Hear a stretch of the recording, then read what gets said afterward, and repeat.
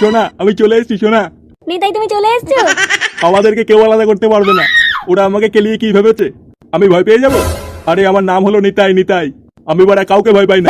চলো সোনা এই মুহূর্তে বিয়েটা করে নি। হ্যাঁ কিন্তু বাইরে তো ওরা পাহারা দিচ্ছে। তাহলে চলো আগে ফুল সজ্জাটা করে নি। হ্যাঁ ভূত ভূত। কে চিল্লালো?